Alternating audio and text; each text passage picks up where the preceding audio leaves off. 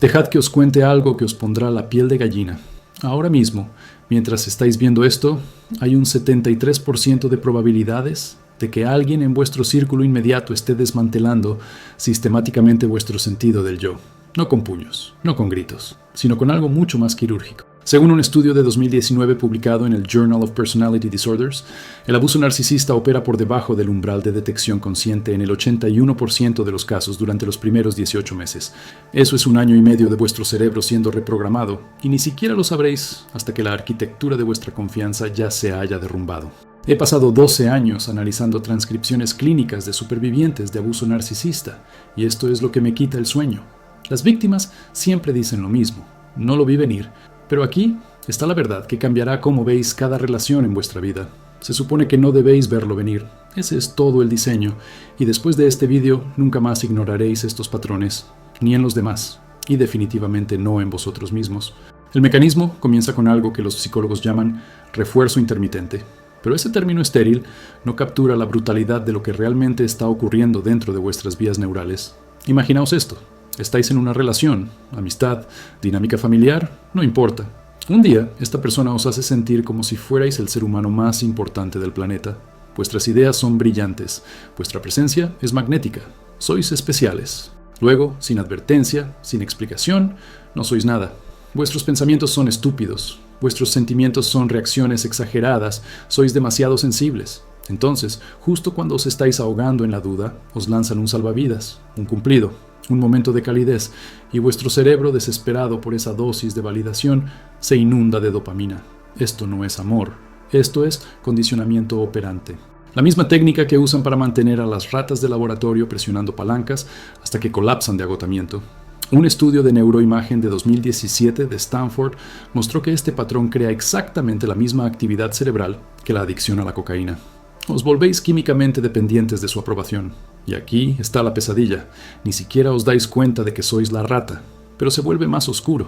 Hay una técnica tan insidiosa que los terapeutas tienen dificultades para explicársela a los pacientes porque suena paranoico. Se llama gaslighting.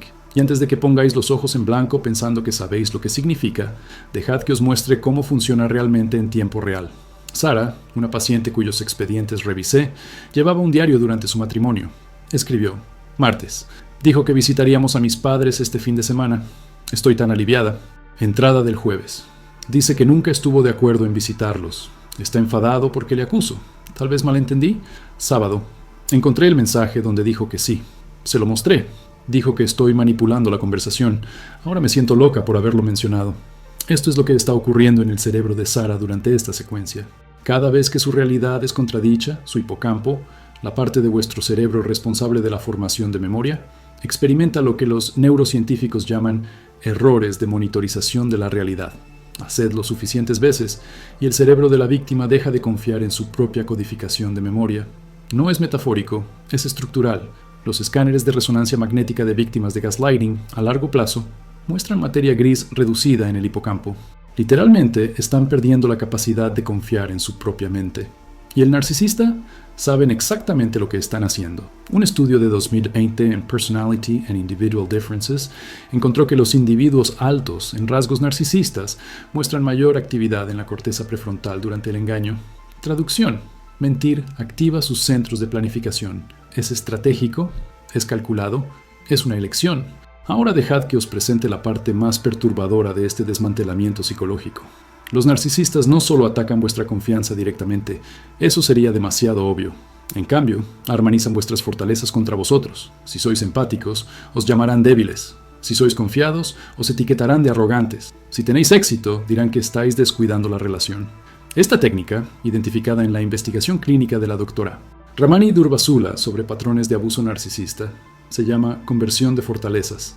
Toman las cualidades de las que estáis más orgullosos y las reformulan como defectos de carácter. Y aquí está por qué funciona tan devastadoramente bien. Cuando alguien ataca una debilidad podéis defenderos. Sabéis que están equivocados. Pero cuando atacan una fortaleza y os hacen cuestionar si vuestra compasión es realmente manipulación, si vuestra confianza es realmente narcisismo, si vuestro éxito es realmente egoísmo, perdéis el equilibrio. Porque parte de vosotros se pregunta: ¿y si tienen razón? Esa pequeña semilla de duda es todo lo que necesitan. Un paciente llamado Marcus le dijo a su terapeuta: Solía ser el tipo al que todos acudían para pedir consejo. Ahora no puedo tomar una decisión sobre qué comer para cenar sin cuestionarme a mí mismo. Eso no es evolución, eso es demolición. Y mientras vuestro sentido del yo se desmorona, el narcisista está haciendo algo que sería casi impresionante si no fuera tan depredador. Están construyendo una versión alternativa de vosotros en vuestra cabeza. Los psicólogos llaman a esto reemplazo de identidad. Así es como funciona. Cada vez que expresáis una preferencia, la socavan sutilmente. Decís que os encanta hacer senderismo. Mencionan cómo las personas que hacen senderismo generalmente están escapando de algo. Estáis emocionados por un ascenso. Os recuerdan que los escaladores corporativos a menudo sacrifican su integridad. Queréis pasar tiempo con amigos. Suspiran y dicen que suponen que estarán solos, pero está bien, están acostumbrados. Lo que está ocurriendo aquí es más sofisticado que la simple crítica. No os están diciendo quiénes sois. Os están haciendo que os lo digáis a vosotros mismos. Cada comentario socavador planta una pregunta. ¿Estoy escapando de algo? ¿Estoy sacrificando mi integridad? ¿Soy egoísta? Y vuestro cerebro, tratando de resolver la disonancia cognitiva, empieza a proporcionar respuestas. Tal vez lo estoy. Tal vez están viendo algo que yo no puedo. En cuestión de meses, os estáis editando a vosotros mismos. Dejáis de mencionar cosas que podrían desencadenar su sutil desaprobación. Cuestionáis vuestros instintos. Pedís su opinión antes de formar la vuestra. ¿Y la parte más siniestra? Pensáis que esto es crecimiento. Pensáis que os estáis volviendo más conscientes de vosotros mismos. Pero la autoconciencia significa veros claramente. Esto es veros a través de su lente distorsionada y llamarlo claridad. Hay una razón por la que las víctimas de abuso narcisista puntúan más alto en índices de autoinculpación que las víctimas de casi cualquier otra forma de trauma psicológico. Un estudio de 2018 en el Journal of Aggression, Maltreatment and Trauma encontró que el 79% de los supervivientes de abuso narcisista se culpaban a sí mismos por los problemas de la relación, en comparación con el 32% de supervivientes de otros tipos de abuso. ¿Por qué? Porque los narcisistas son maestros en algo llamado cambio de responsabilidad. No solo evitan la responsabilidad, la transfieren directamente a vuestras manos. Les confrontáis por olvidar vuestro cumpleaños. De alguna manera, 5 minutos después, os estáis disculpando por ser demasiado necesitados. Estáis molestos porque coquetearon con otra persona. Al final de la conversación, estáis prometiendo trabajar en vuestros problemas de celos. Es prestidigitación psicológica, y el truco funciona porque explotan un sesgo cognitivo llamado la hipótesis del mundo justo. En el fondo, queremos creer que las cosas buenas les pasan a las personas buenas y las cosas malas les pasan a las personas malas. Así que cuando algo malo está ocurriendo en vuestra relación, vuestro cerebro se esfuerza por darle sentido. El narcisista es encantador, exitoso, amado por los demás, así que el problema debéis ser vosotros. Eso no es lógica, es vuestro cerebro tratando de mantener su visión del mundo, y los narcisistas cuentan con ello. Pero esto es lo que hace que esta destrucción sea tan completa, tan totalizadora. El narcisista no solo quiere controlar vuestro presente, quieren reescribir vuestro pasado. Los pacientes describen este fenómeno con una consistencia inquietante. Recordarán un recuerdo feliz, tal vez unas vacaciones o una celebración, y el narcisista dirá, en realidad no estabas feliz ese día. ¿Recuerdas? Te quejaste todo el tiempo. Y la víctima piensa, y de repente, el recuerdo se siente diferente. Menos seguro. Tal vez sí me quejé. Esto es lo que los terapeutas llaman contaminación de memoria. Y es uno de los efectos más perturbadores del abuso narcisista prolongado. Vuestra memoria autobiográfica, la historia que os contáis sobre quiénes sois, se convierte en una ficción colaborativa escrita principalmente por vuestro abusador. Y una vez que controlan vuestro pasado, controlan vuestra identidad.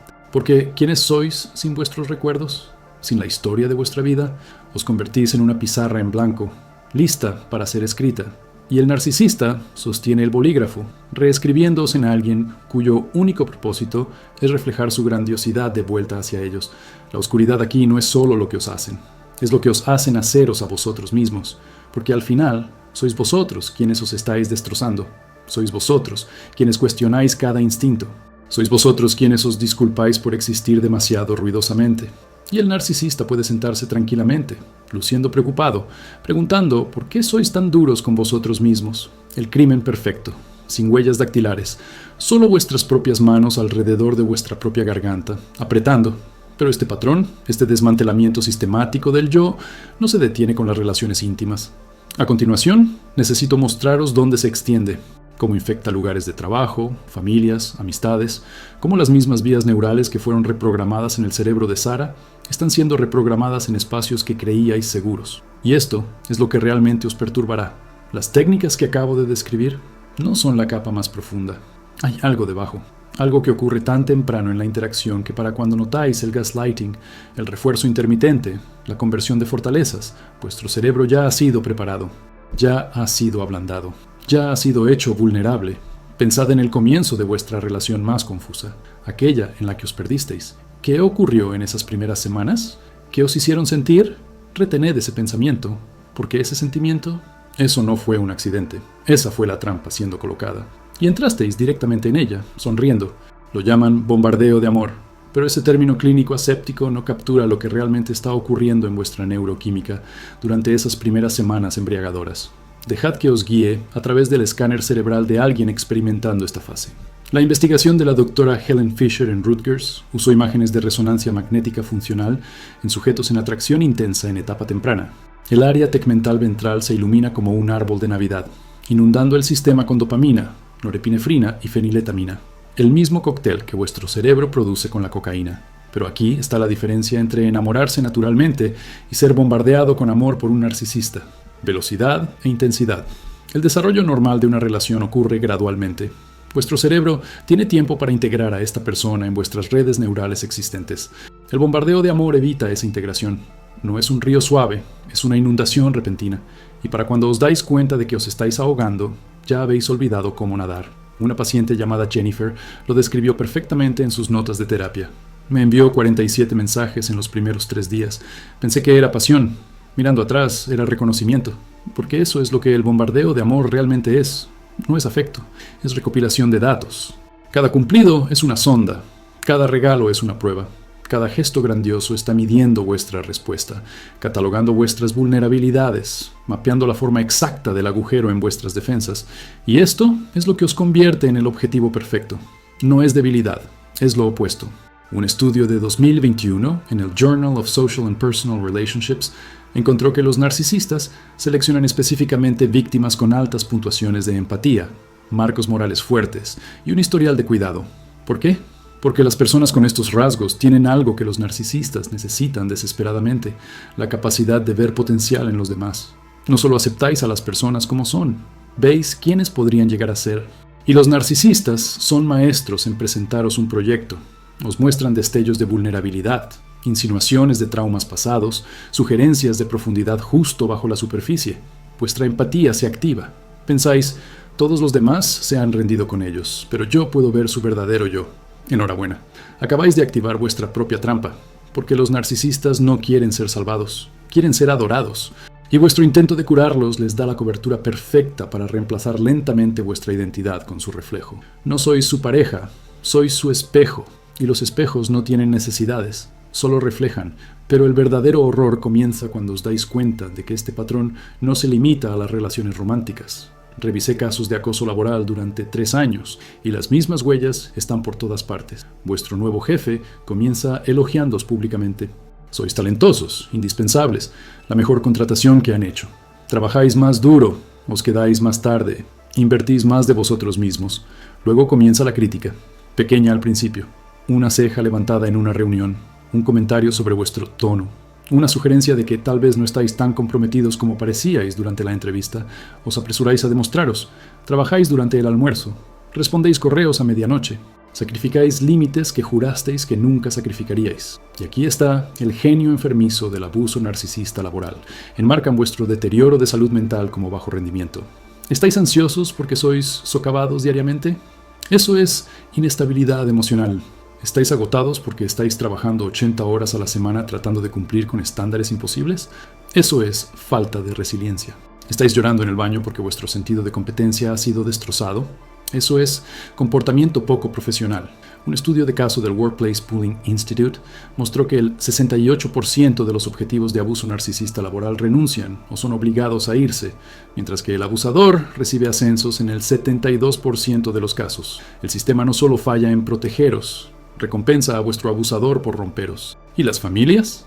Ahí es donde se vuelve verdaderamente siniestro porque no podéis renunciar a vuestra familia. No podéis hacer swipe left a vuestra madre. Una mujer llamada Patricia pasó 11 años en terapia desentrañando esta realización. Su padre no estaba orgulloso cuando entró a la facultad de medicina. Estaba amenazado. Cada logro se convertía en evidencia de su arrogancia. Cada límite que establecía era prueba de su egoísmo. Cada momento que pasaba construyendo su propia vida era una traición a la familia. Esto es lo que los terapeutas llaman enmeshment, pero esa palabra es demasiado suave para lo que realmente está ocurriendo. Es toma de rehenes psicológica. El mensaje es claro: podéis tener un yo o podéis tener esta familia, no ambos. Y el padre narcisista se asegura de que sepáis que elegiros a vosotros mismos os convierte en el villano. Contarán la historia en cada reunión. ¿Cómo los abandonasteis? ¿Cómo el éxito os cambió? ¿Cómo pensáis que sois demasiado buenos para las personas que os criaron? Y la peor parte, otros miembros de la familia les creen, porque los narcisistas son fenomenales interpretando a la víctima. Lloran en exactamente los momentos correctos. Su voz tiembla con justo la frecuencia correcta. Han estudiado la emoción humana de la forma en que un artista falsificador estudia la moneda. Pueden reproducirla perfectamente, simplemente no pueden sentirla. Ahora dejad que os muestre la técnica que hace que el abuso narcisista se extienda como un virus a través de las redes sociales. Se llama triangulación, y una vez que la veis, la reconoceréis en todas partes. Así es como funciona. El narcisista os dice que la persona A dijo algo sobre vosotros, algo crítico, tal vez incluso cruel. Os sentís heridos, traicionados, os alejáis de la persona A. Luego el narcisista va a la persona A y dice que habéis estado hablando de ellos a sus espaldas. La persona A se siente herida, traicionada, se aleja de vosotros. Y de repente, el narcisista es el único puente entre vosotros y la persona A, la única fuente de información, el único intérprete de la realidad.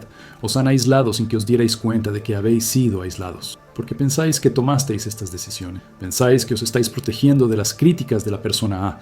No sabéis que la crítica nunca existió, que la persona A está pensando exactamente lo mismo sobre vosotros. Un terapeuta llamado Dr. Craig Malkin documentó este patrón en su investigación sobre sistemas familiares narcisistas. En un caso, una madre narcisista mantuvo control sobre 4 hijos adultos durante 17 años, diciéndole a cada hijo que los demás estaban enfadados con ellos. Ninguno de los hermanos hablaba directamente entre sí. Todos filtraban sus relaciones a través de la madre. Ella no era la matriarca, era la titiritera, y sus hijos estaban enredados en hilos que no podían ver. Pero la triangulación es solo la preparación para la fase final de destrucción social, la campaña de difamación. Y aquí es donde los narcisistas revelan su habilidad más aterradora. No solo destruyen vuestra confianza en privado, destruyen vuestra reputación públicamente.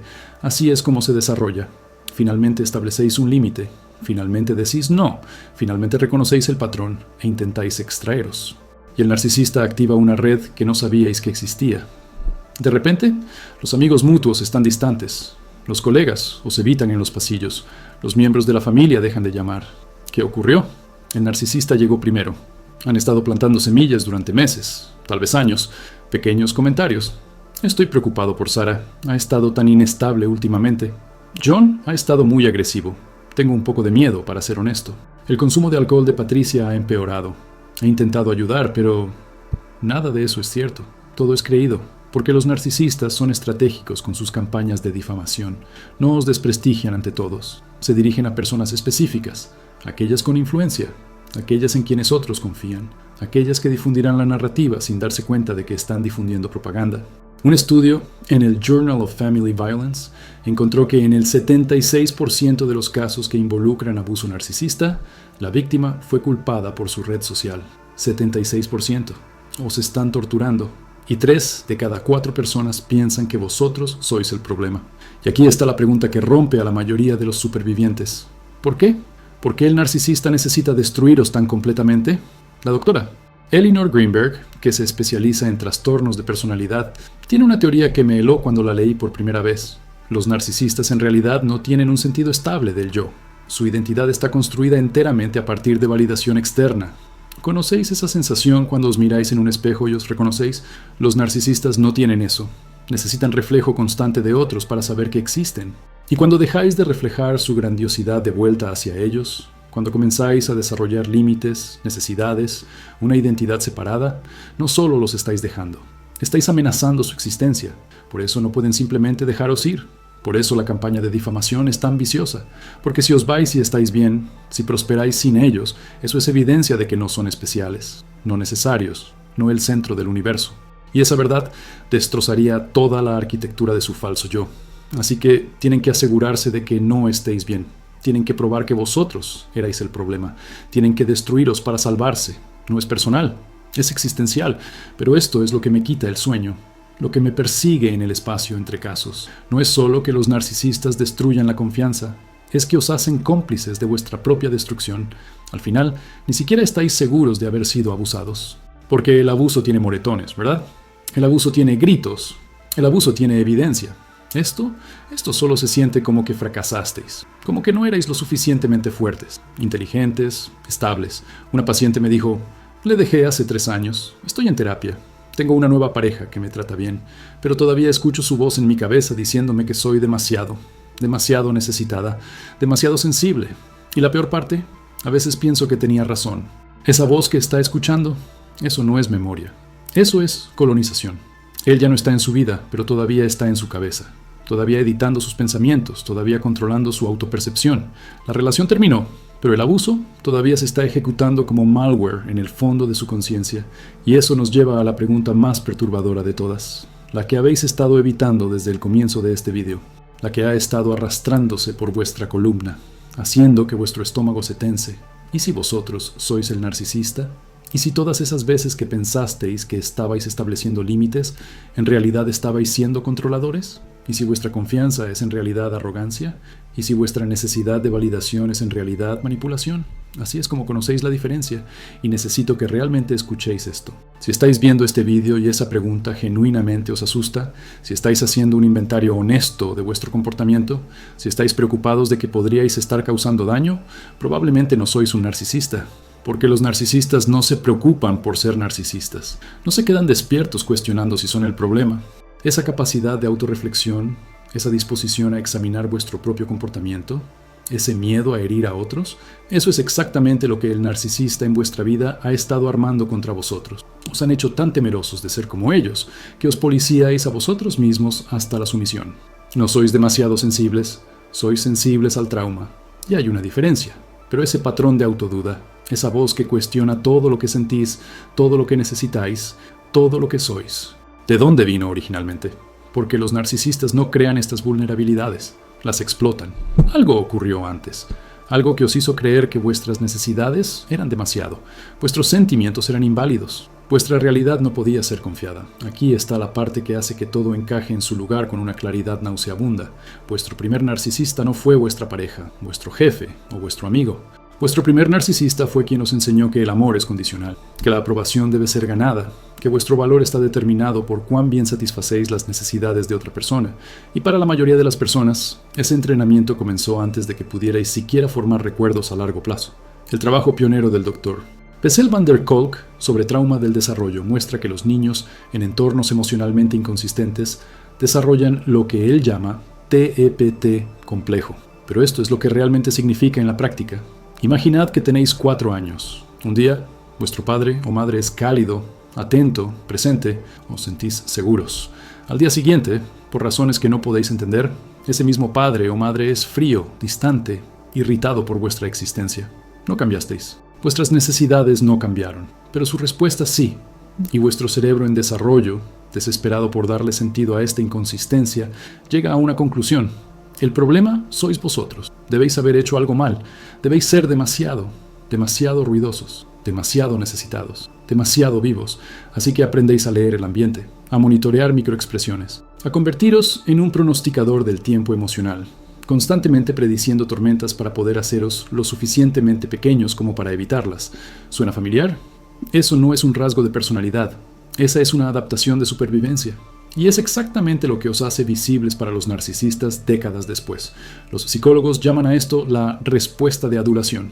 Y es la respuesta al trauma menos discutida porque parece amabilidad. Luchar, huir y congelarse son obvias. Pero adular, eso parece empatía, generosidad, altruismo. Un paciente llamado Michael lo describió perfectamente. Pensé que era simplemente una persona agradable. Resulta que era un intérprete entrenado que aprendió que mi supervivencia dependía de hacer que otras personas se sintieran cómodas. Su infancia fue una clase magistral en gestión emocional. Los estados de ánimo de su madre eran impredecibles. Cuando estaba feliz, la casa era segura. Cuando estaba deprimida, lo cual era frecuente, Michael aprendió a convertirse en el terapeuta familiar a los 7 años. Monitoreaba sus suspiros, interpretaba sus silencios, Ajustaba sus propias necesidades para coincidir con su capacidad. Para cuando fue adulto, esto no era una estrategia, era su sistema operativo. Y cuando conoció a una mujer que le criticaba por ser demasiado agradable, que le decía que no tenía columna vertebral, que necesitaba que fuera más asertivo, no vio las banderas rojas. Vio un desafío, alguien más a quien gestionar, otro estado de ánimo que monitorear, otra persona cuya estabilidad emocional se convirtió en su responsabilidad. La narcisista no le enseñó a abandonarse. Su infancia ya lo hizo. Ella simplemente se mudó al espacio que estaba preconstruido para ella. Y aquí está la realidad neurológica que hace esto tan difícil de escapar.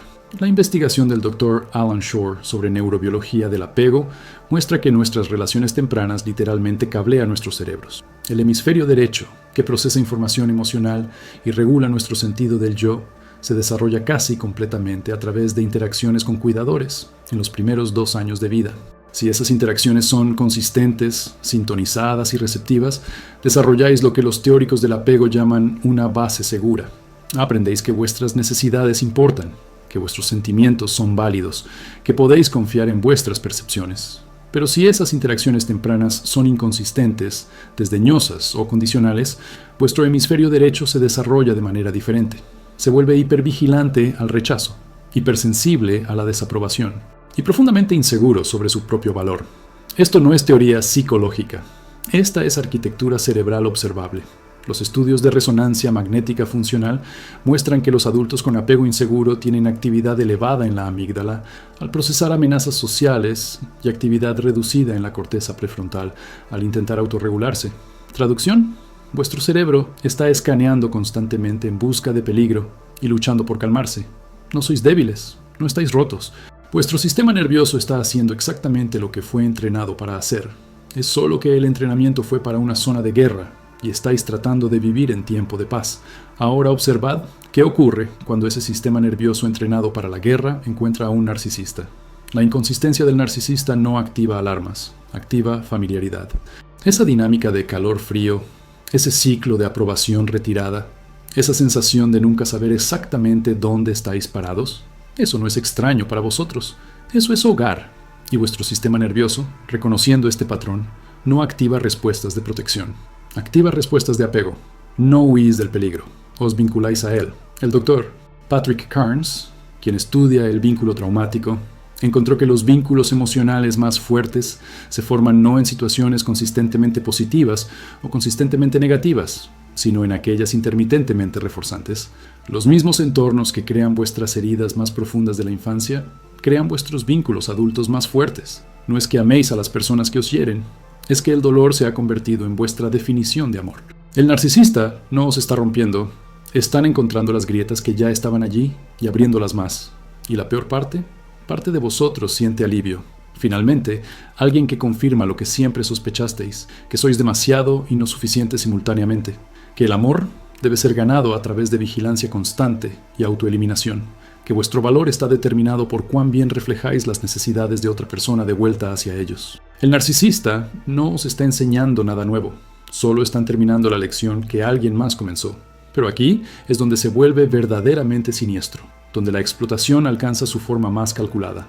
Los narcisistas tienen una capacidad casi sobrenatural para identificar esta herida específica. La doctora Ramani Durvasula lo describe como radar de vulnerabilidad. En su práctica clínica ha documentado cómo los narcisistas, dentro de las primeras conversaciones, probarán este patrón. Harán una pequeña crítica disfrazada de preocupación. ¿Pareces cansado? ¿Estás cuidándote? No están preocupados por vosotros. Están midiendo vuestra respuesta. ¿Os explicáis inmediatamente? ¿Os disculpáis? ¿Ajustáis vuestro comportamiento para abordar su preocupación? Enhorabuena, acabáis de mostrarles el plano. Revelasteis que creéis que sois responsables de gestionar sus percepciones, que su comodidad importa más que vuestra realidad, que abandonaréis vuestras propias necesidades para satisfacer las suyas, y desde ese momento saben exactamente cómo jugaros. Una paciente llamada Rebeca se dio cuenta de esto con claridad devastadora. Me preguntó en nuestra segunda cita por qué estaba soltera. Le conté sobre mi ex, sobre cómo había intentado tanto que funcionara. Él asintió con simpatía, pero lo que realmente escuchó fue: aquí hay una mujer que se culpa a sí misma por los fracasos de las relaciones. Aquí hay alguien que cree que el amor requiere sacrificio. Aquí hay un objetivo. Tenía razón. En 6 meses estaba usando sus propias palabras en su contra. Dijiste que te esforzaste mucho en tu última relación. ¿Por qué no te estás esforzando ahora? La información que compartió vulnerablemente se convirtió en munición. Y es por esto que la recuperación del abuso narcisista es mucho más compleja que simplemente dejar la relación. Podéis alejaros físicamente del narcisista, pero todavía lleváis la herida original que os hizo susceptibles. Podéis bloquearlos en todas las plataformas, pero no podéis bloquear la voz en vuestra cabeza que suena sospechosamente como cada persona que alguna vez os hizo sentir que erais demasiado y no suficiente. Los terapeutas llaman a esto internalizar al abusador, pero esa frase no captura cómo se siente. Daros cuenta de que os habéis convertido en vuestro propio narcisista. Ya no los necesitáis para haceros gaslighting. Lo hacéis a vosotros mismos. Ya no los necesitáis para deciros que estáis reaccionando exageradamente. Ya lo creéis. Ya no los necesitáis para haceros dudar de vuestro valor.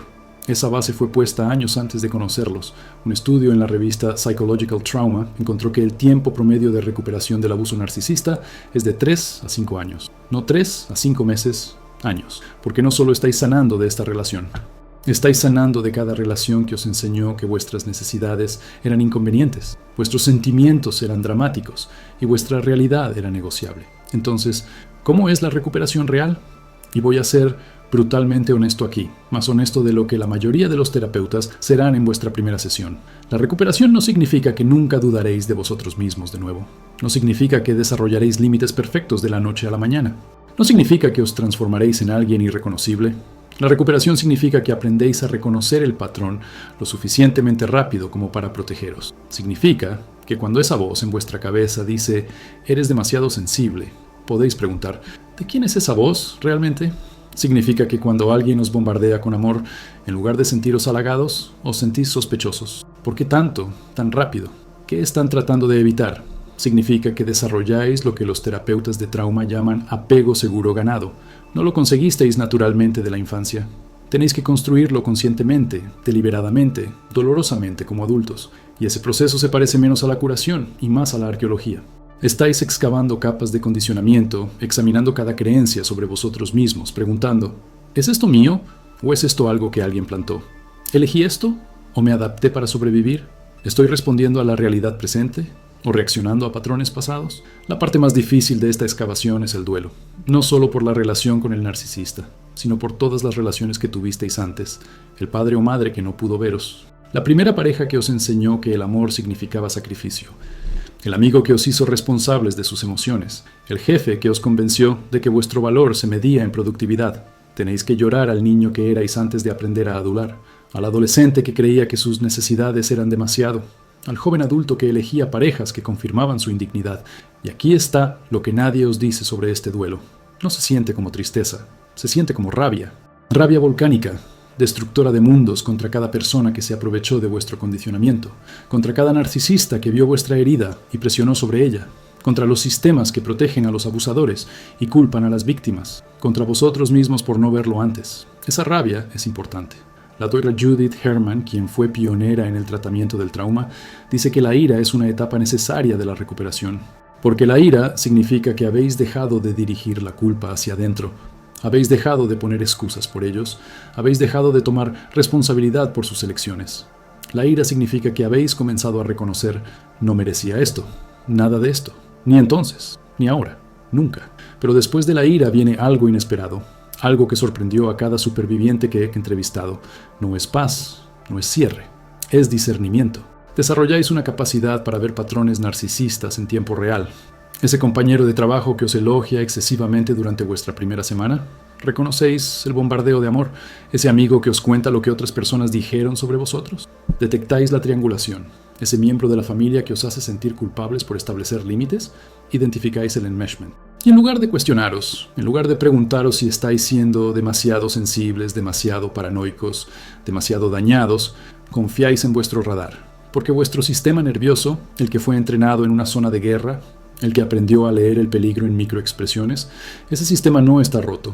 Está calibrado para la detección de amenazas. Solo necesitáis dejar de permitir que las personas os convenzan de que las amenazas que sentís no son reales. Vuestros instintos no son el problema.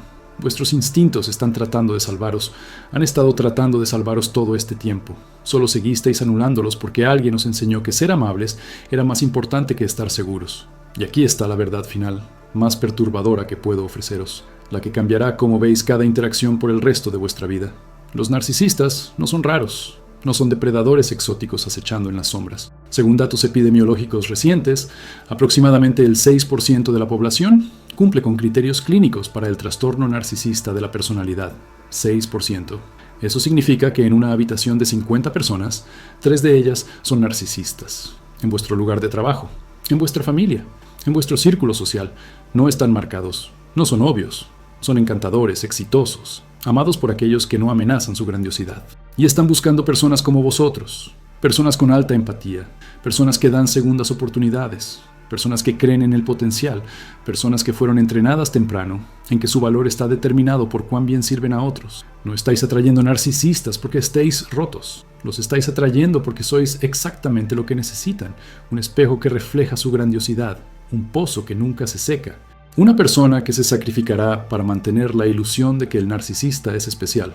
Así que, la próxima vez que alguien os haga sentir que sois demasiado y no suficiente simultáneamente, la próxima vez que vuestra realidad sea cuestionada, vuestra memoria sea contradicha, vuestros sentimientos sean descartados, quiero que hagáis algo radical. Quiero que os quedéis en silencio.